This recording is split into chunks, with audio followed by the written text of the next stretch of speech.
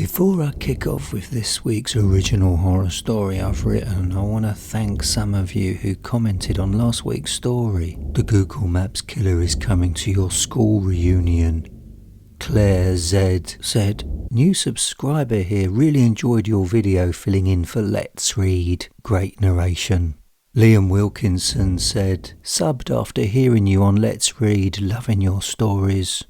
Claire Z and Liam Wilkinson, welcome to my channel and thanks so much for introducing yourselves. In the near future during the day, you'll both hear a strange tapping sound. It'll be me knocking from the other side of your mirror, so please don't scream when you see me. Charles D said, I like stories like this. It's nice to keep in mind that there are always repercussions for poor decisions made in life. That's the simple beauty of cause and effect. Be careful how you treat others. Charles D, well said. I'm pleased you like that story. Keep your comments coming. Now please make sure you're not going to be interrupted. You might want to check that your windows and curtains are shut and that the front door is locked. There's a lot of energetic spider demons, contorted witches and damaged spirits waiting outside, desperately wanting to watch and listen to this video. And they might distract you because, trust me, they are just terrifying to look at. I can wait while you quickly make sure you're safe.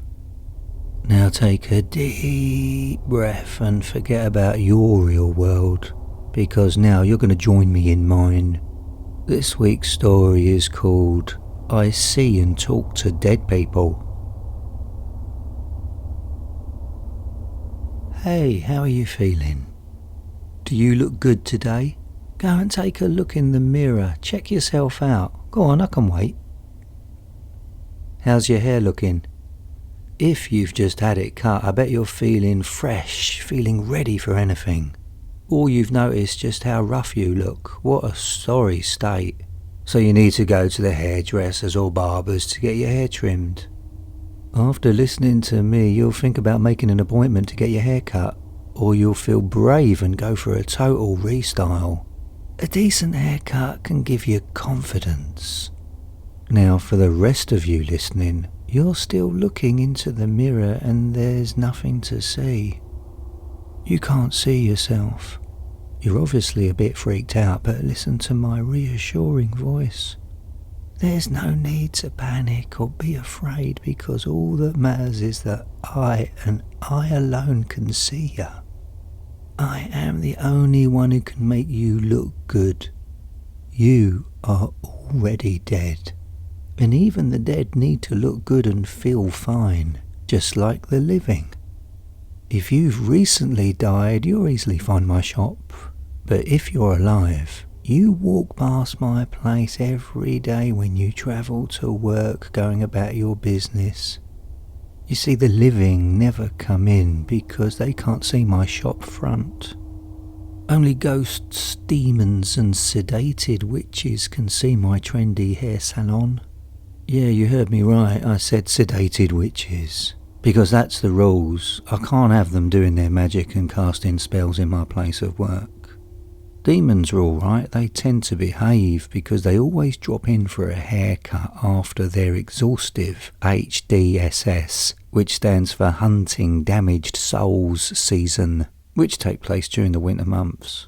So yeah, I see and talk to dead people. All my clients are dead and I have so many. I'm always cutting, trimming, styling and colouring, and every dead one leaves my secret shop feeling great. If you're wondering, yeah, I'm fully booked now until Christmas next year. The dead don't care about waiting for an appointment with me because in the spirit world, time doesn't exist. So a long wait is no big deal because the dead don't age. Just like in the breathing world, everyone confides in their hairdresser or barber. Friends and family hear a version of events, but the person cutting your hair gets the truth. This also happens in the spirit world, there's no difference.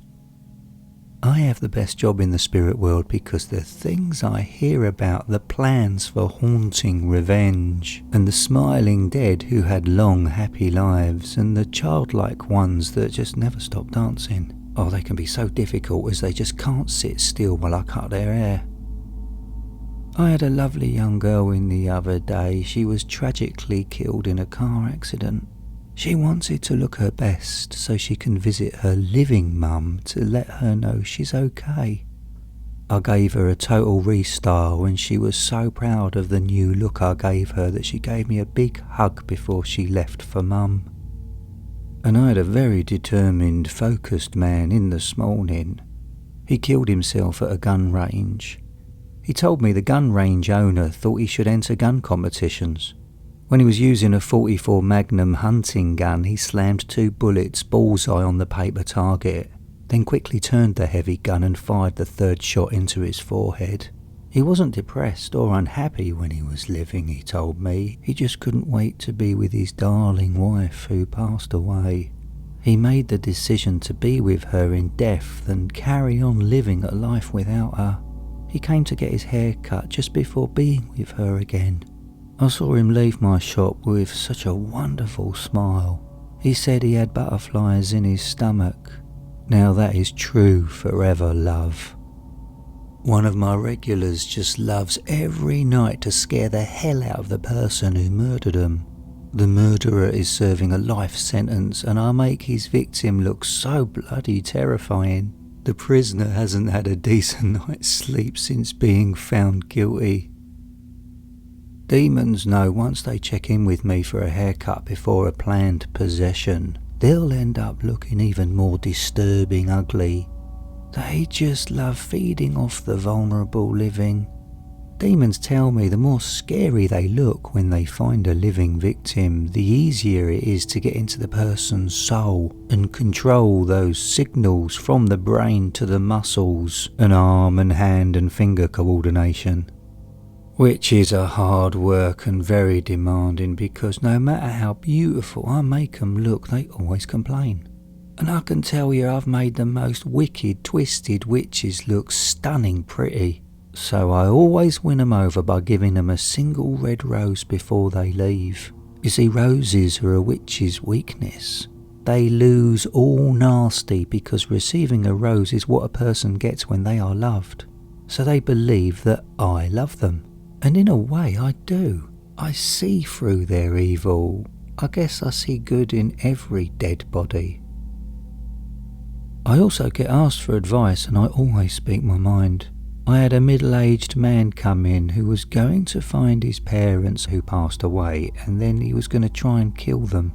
I told him you can't kill what's already dead.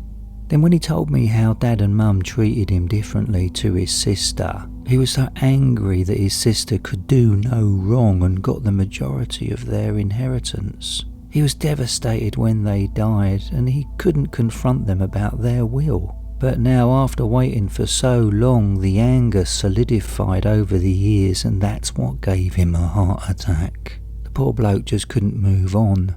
What his parents did eventually destroyed him. I was upset for him, I really was. He asked me for my opinion on his intention, and I said he's got to do what feels right, and although he can't kill them, he can certainly correct them in the harshest possible way. And for his sake, I hope they realise the harm they caused. Family favouritism has its consequences. Another dead client I'll never forget was a kind human being when they were alive. And they heard that they could make a deal with the devil herself and become a demon. Whilst I was trimming their hair, I asked them why, because becoming a demon is a traumatic transformation.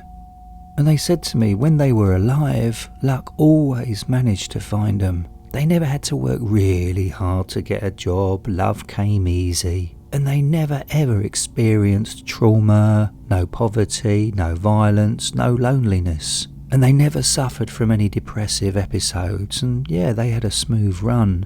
But they were bored of living a happy, healthy, wealthy life, and now in death, they want to choose never to be good again, never to be normal again. They crave to be evil and do evil. They crave bad thoughts and they want to taste the power of terror. They returned to see me after becoming a nasty little demon, and I could tell they finally embraced to be themselves, something they were conditioned not to be in life.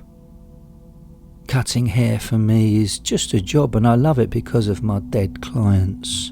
When I'm not working, I live amongst the living. I'm still breathing. I don't live in the spirit world yet.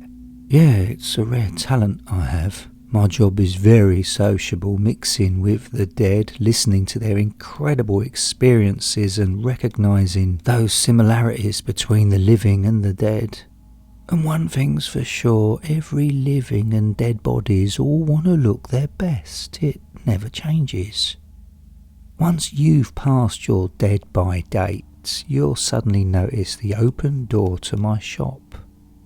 I'll be the first to welcome you into the unknown, and I'll make you look really good before you meet your family, friends, and maybe enemies who passed away before you. In the meantime, keep checking yourself in the mirror, and the day you can't see your face is the day we'll meet. And I'll guarantee on that day I'll give you the best cut you've ever had.